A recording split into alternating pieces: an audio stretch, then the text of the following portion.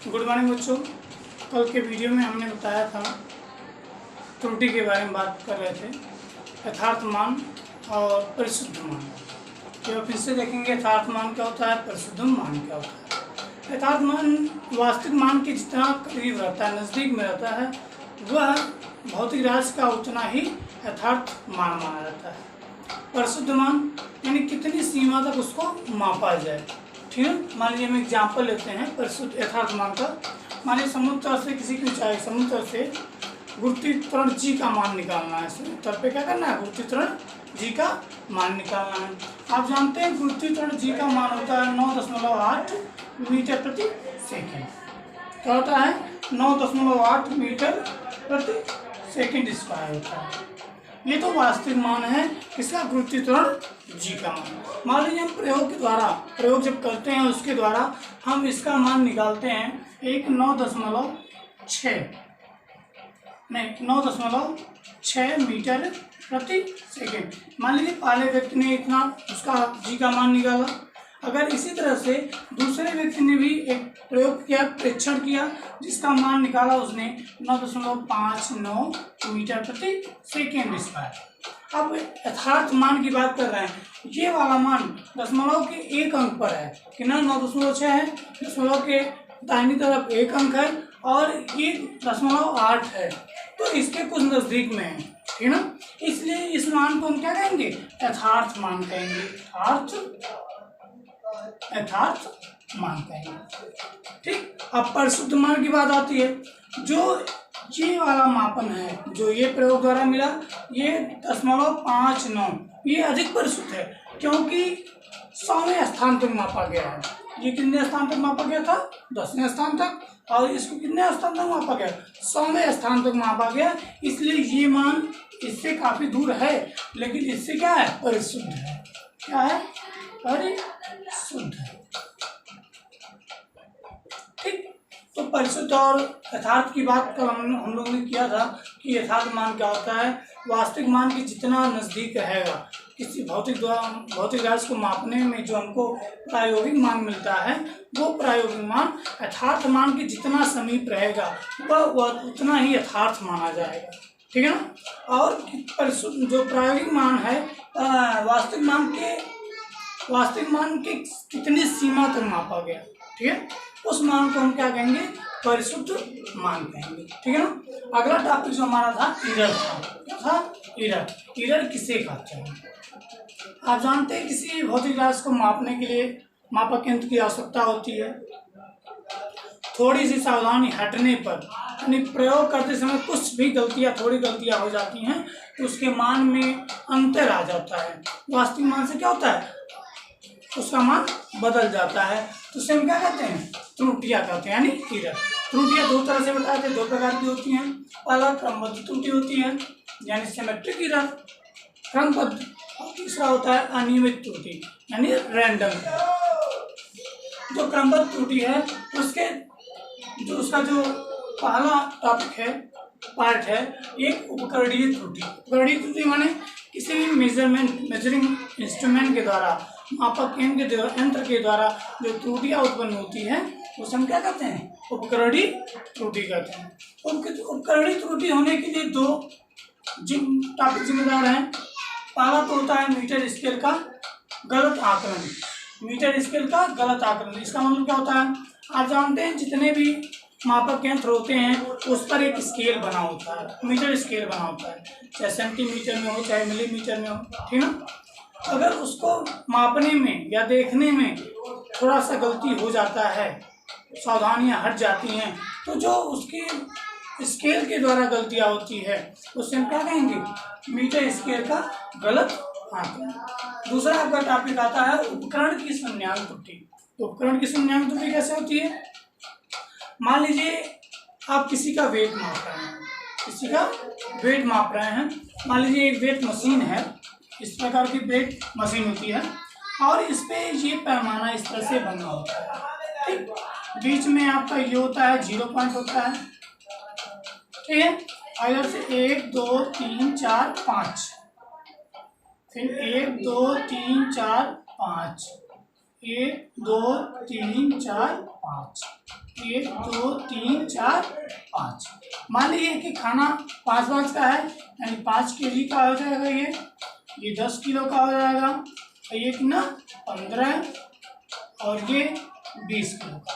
इधर का जो शून्य के इधर का मान होता है वो धनात्मक होता है, शून्य के दाहिने साइड में क्या होता है, धनात्मक होता है, और बाईं साइड में जो इसका मान होता है 1 2 3 4 5 इधर ऋणात्मक होता है। ठीक है, अगर मान लीजिए जो मापक केंद्र की सुई है, ये सुई है, ठीक, मान लीजिए ये सुई बनी है, बनाए ना ऐसा, मान लीजिए ये क्या है, मापक केंद्र की सुई है। अगर इस मापक केंद्र में किसी वेट को मापा जाए तो इसका वेट पता चल जाएगा। मान लीजिए ये सुई 0 पे ना रख के 2 खाना और आगे बढ़ जाए, कहाँ बढ़ जाए, 2 खाना आगे बढ़ जाए यहाँ पर, और एक खाने का मान हम बताए हैं 1 किलो है, क्योंकि 5 खाने हैं और प्रत्येक खाने का मान 1 किलो है, तो 2 खाने का मान क्या हो जाएगा, 2 किलो हो जाएगा। अगर इस मापक यंत्र में 2 किलो की त्रुटि आ गई, त्रुटि आ गई कि नहीं आ गई, 0 से दाहिने साइड में 2 अंक पे ये क्या हुआ, खिसक गया, खिसक जाने के कारण इसमें क्या हो गई, त्रुटि उत्पन्न हो गई। मान लीजिए इसका हम वेट मापते हैं, क्या करते हैं, वेट मापते हैं, मान लीजिए इसका वेट 30 किलो है, कोई वस्तु है उसको मापते हैं, क्या हो जाएगा, इसका वेट 30 किलो मान लेते हैं। और पहले से इसमें 2 किलो की त्रुटि पाई गई, यानी वास्तविक त्रुटि जो इसकी इसमें है वो कितनी है, 2 किलो की त्रुटि है, इसलिए इसमें से हम 2 को क्या करेंगे, हटा देंगे, तो 28 किलो इसका मान हो जाएगा, क्या, जो त्रुटि नहीं है इसमें, क्योंकि इसमें 2 किलो की त्रुटि निकाल दी गई। जब इसमें से निकाला गया, यानी दाहिने साइड में कोई त्रुटि पाई जाती है उसे ऋणात्मक त्रुटि कहते हैं, क्या कहते हैं, ऋणात्मक त्रुटि कहते हैं। मान लीजिए ये पहला कंडीशन है। इसी तरह से दशमलव के बाएं साइड में अगर ये सुई जो मापक यंत्र की सुई है वो 2 अंक बाएं साइड में हो, कहाँ हो, बाएं साइड में हो, तो मान लीजिए दूसरा कंडीशन हो जाएगा, 0 से बाएं साइड में, यानी 2 किलोग्राम पीछे से, मतलब उसमें त्रुटि आ रही है, पहले से त्रुटि आ रही है। अगर 2 किलोग्राम इस पर वेट रखा जाए, वजन रखा जाए, तब तो ये मशीन यानी जो मापने का यंत्र है ये सही होगा, ठीक है ना। तो इसमें कितनी त्रुटि हो गई, +2 त्रुटि हो गई, यानी 2 किलोमीटर धनात्मक त्रुटि हो गई। मान लीजिए आप इसका वेट मापते हैं, सेकेंड कंडीशन का 35 किलो, क्या मानते हैं, 35 किलो। अगर इस पर 2 किलो और वेट रखते हैं तो इसका वेट कितना हो जाएगा, 37 किलोग्राम, ठीक है ना। इस तरह से जो त्रुटि उत्पन्न होती है उसे हम क्या कहेंगे, शून्यांक, उपकरण की शून्यांक त्रुटि कहेंगे। और अब ये, इसके बाद अगला जो टॉपिक होता है इसका, अगला इसका उपकरण की त्रुटि के बाद आता है दूसरा नंबर होता है इसका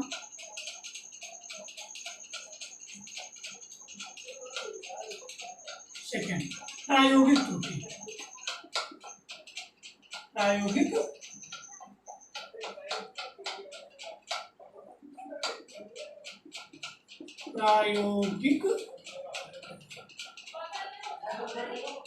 तकनीक में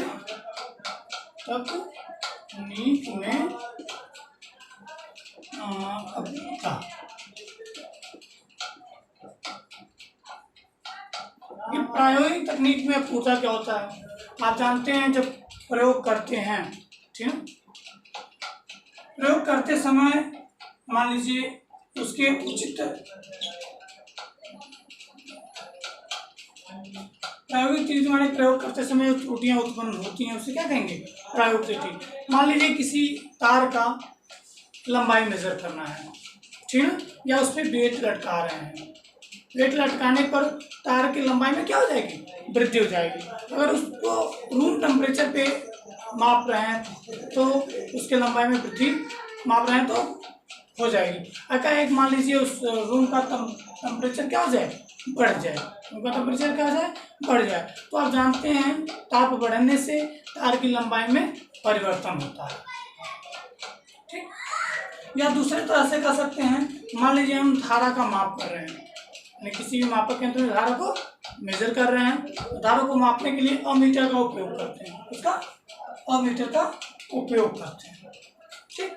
तो प्रयोग के समय थोड़ा सा इधर उधर इंस्ट्रूमेंट हिल जाता है तो उसे क्या कहेंगे, प्रायोगिक तकनीक में अपूर्णता। तीसरा होता है व्यक्तिगत त्रुटि।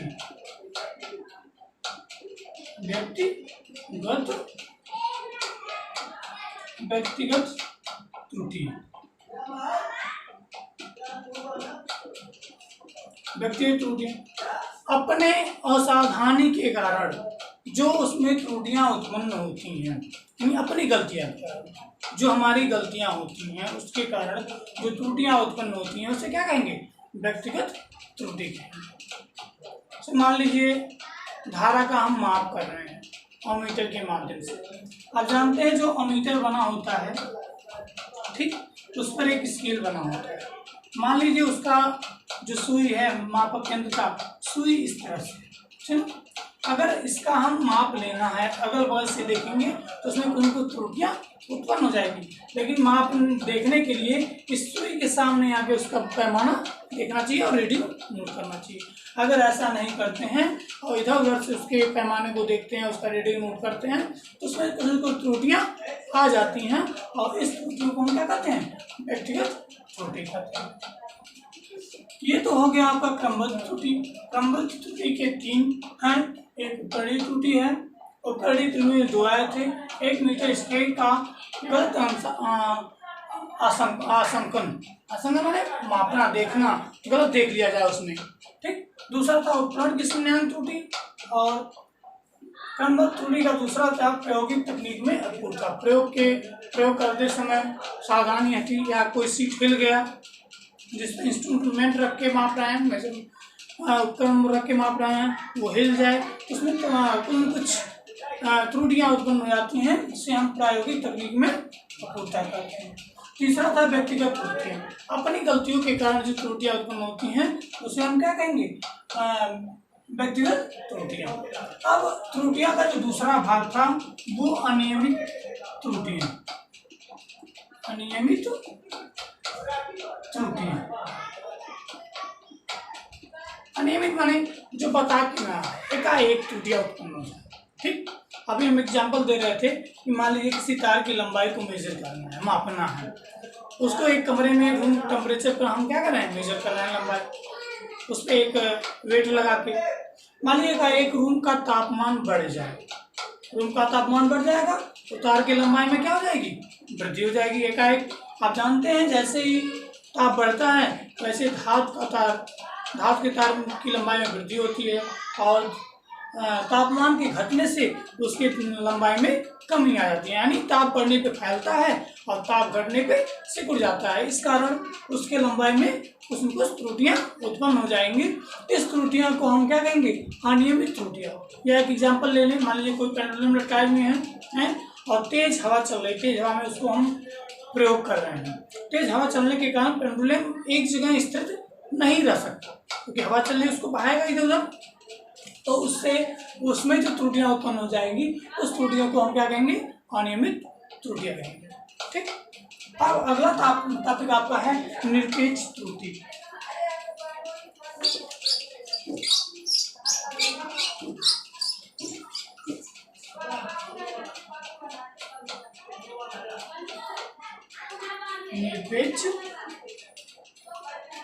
निरपेक्ष तथा आपेक्षिक त्रुटि तथा आपेक्षिक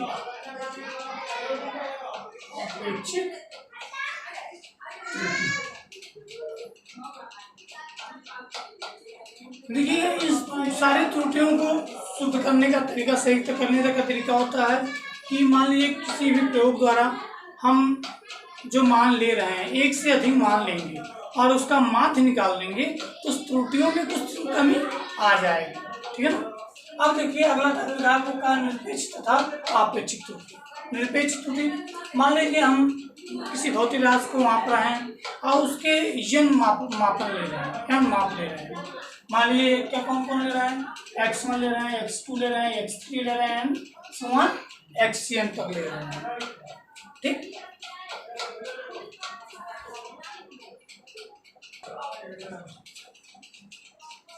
मान लेते हैं, माना किसी भौतिक राशि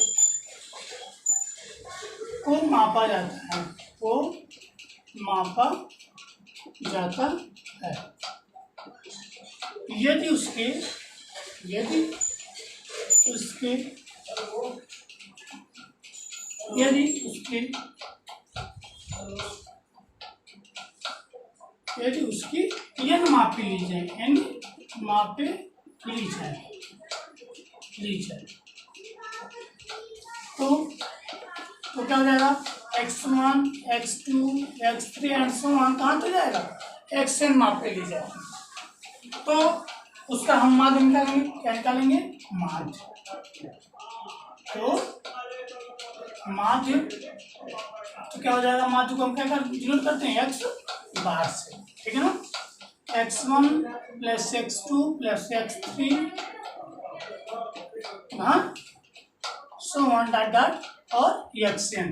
देखिए कितने नंबर हैं, 1 2 3 4 कहाँ तक, n तक है, तो क्या हो जाएगा, इसके नीचे n जाएगा। आप जानते हैं किसी भौतिक राशि को मापी जाती है तो उसका वास्तविक मान हमको पता नहीं होता है, और इस माध्य मान को हम क्या मान लेते हैं, वास्तविक मान लेते हैं, ठीक है ना। माना भौतिक राशि का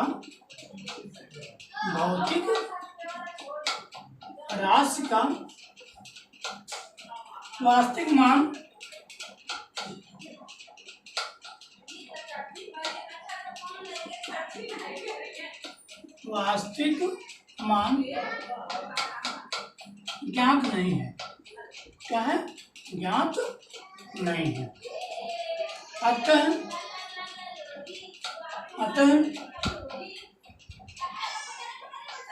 माध्य मान को ही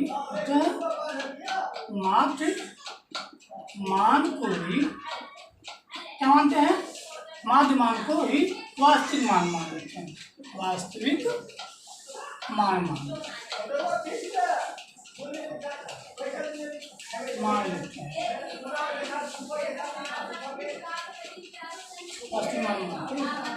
ठीक, वास्तव में किसी भौतिक राशि को मापते हैं तो उसका वास्तविक मान पता नहीं होता है कि हाँ उसका वास्तविक मान कितना है, इसलिए हम उस भौतिक राशि का वास्तविक मान उसके माध्य मान को ही हम मानते हैं। ठीक,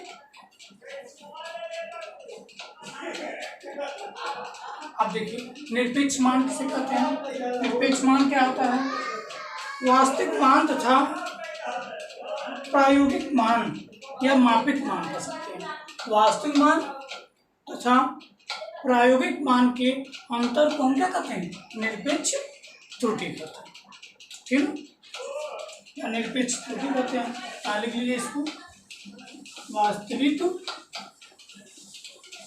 मान तथा मापित मान, कौन सा मान, मापित मान के अंतर को क्या कहते हैं, निरपेक्ष त्रुटि कहते हैं, निरपेक्ष त्रुटि कहते हैं,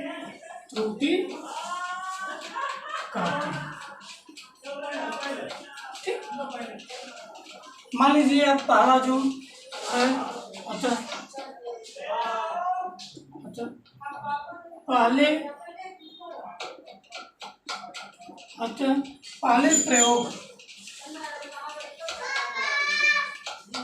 पहले माप का निरपेक्ष त्रुटि,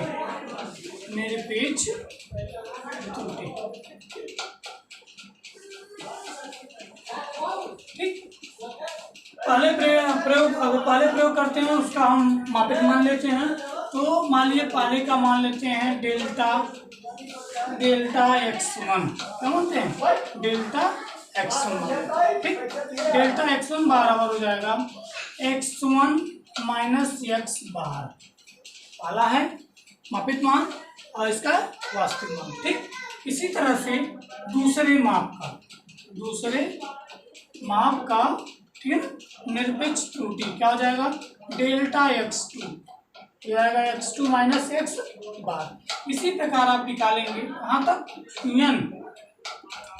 n माप का, n में माप का क्या निकालेंगे, निरपेक्ष त्रुटि, तो ये हो जाएगा आपका डेल्टा xn बराबर xn माइनस एक्स बार हो जाएगा। ठीक है ना, ये हो गया। अब देखिएगा, अब हम क्या करेंगे, कुल निरपेक्ष त्रुटि, यानी उस प्रयोग में उसका कुल निरपेक्ष त्रुटि क्या हो जाएगा। देखिए यहाँ पे कुल निरपेक्ष त्रुटि, निरपेक्ष त्रुटि, कुल निरपेक्ष त्रुटि मतलब सारे का योग, जितने भी निरपेक्ष मान त्रुटि निकले हैं सबको जोड़ देंगे और डिवाइड कर देंगे। ये हो जाएगा आपका delta x1 plus delta x2 plus delta x3 and so on, कहाँ तक जाएगा, प्लस डेल्टा x n तक। अब कितने टर्म है, n टर्म है, तो क्या हो जाएगा, n हो जाएगा। तो उस प्रयोग द्वारा कुल निरपेक्ष त्रुटि कितनी मिलेगी, delta x1 plus delta x2 plus delta x3 plus delta xn बटे n, ये क्या हो गई, उसकी निरपेक्ष त्रुटि हो गई। और निरपेक्ष त्रुटि को हम प्रदर्शित करते हैं इससे d डेल्टा x बार से, डेल्टा x बार से। अब हम बात करते हैं आपेक्षिक त्रुटि से।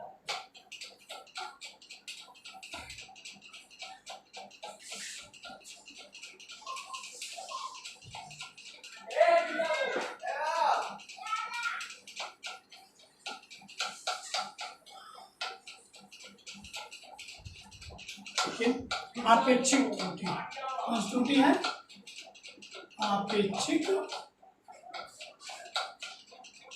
त्रुटि। आपेक्षिक त्रुटि क्या होती है, देखिए आपेक्षिक त्रुटि कुल निरपेक्ष त्रुटि तथा वास्तविक मान के अनुपात को क्या कहते हैं, आपेक्षिक त्रुटि कहते हैं।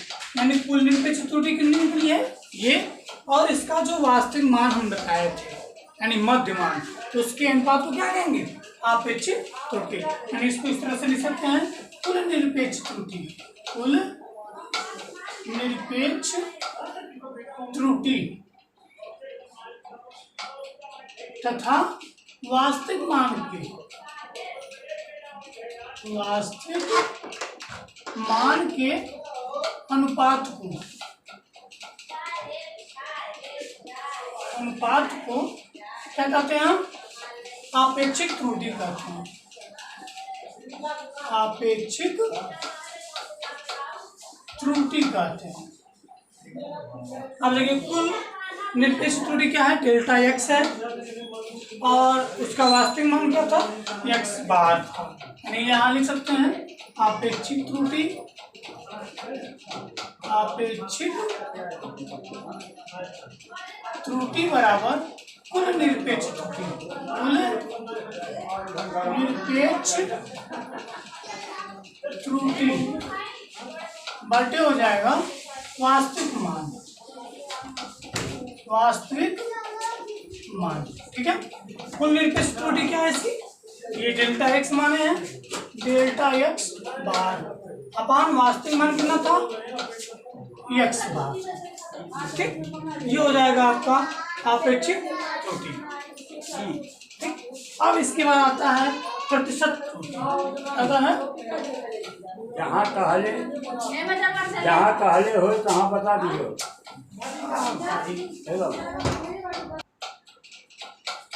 अब इसके बाद आता है प्रतिशत त्रुटि।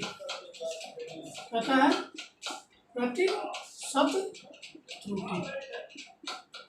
प्रतिशत त्रुटि क्या होता है, जो आपेक्षिक त्रुटि का 100%, यानी आपेक्षिक त्रुटि गुणे 100%।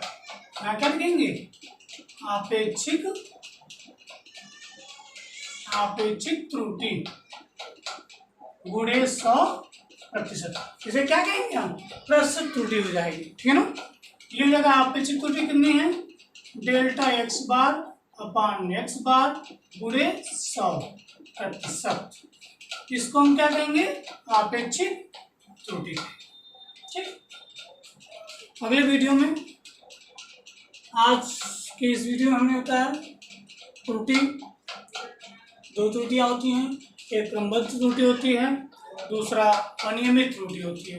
क्रमबद्ध त्रुटि के होने के जो कारण होते हैं वो तो पहला होता है उपकरणीय त्रुटि, दूसरा होता है प्रायोगिक तकनीक में अपूर्णता, और तीसरा होता है व्यक्तिगत त्रुटि। अनियमित त्रुटि यानी उसके नाम से ही पता चलता है अनियमित, जो एकाएक आ जाए, यानी उसके आने का कोई चांस न रहे हो और वो आ जाए, उसे क्या कहेंगे अनियमित त्रुटि। इसके बाद हम लोगों ने कहा निरपेक्ष तथा अपेक्षित त्रुटि। निरपेक्ष हमने बताया कि वास्तविक मान तथा प्रायोगिक मान के अंतर को हम क्या कहते हैं, निरपेक्ष त्रुटि कहते हैं। इसको हम अगर मान लीजिए कुल निरपेक्ष त्रुटि इसका निकाले हैं, डेल्टा एक्स बार बराबर x delta x plus delta x plus delta सोने में, ठीक। इसका अपेक्षित त्रुटि, कुल निरपेक्ष त्रुटि तथा वास्तविक मान के अनुपात को हम क्या कहते हैं, वास्तविक मान के अनुपात को हम निरपेक्ष त्रुटि कहते हैं। अपेक्षित त्रुटि बराबर कुल निरपेक्ष त्रुटि बटे वास्तविक मान, यानी डेल्टा एक्स बार बटे डेल्टा एक्स। प्रतिशत त्रुटि क्या होता है, अपेक्षित त्रुटि गुणे 100% या डेल्टा एक्स बटे डेल्टा एक्स बार गुणे 100। आज के वीडियो में इतना ही, और आप सबको रक्षाबंधन की ढेर सारी शुभकामनाएं।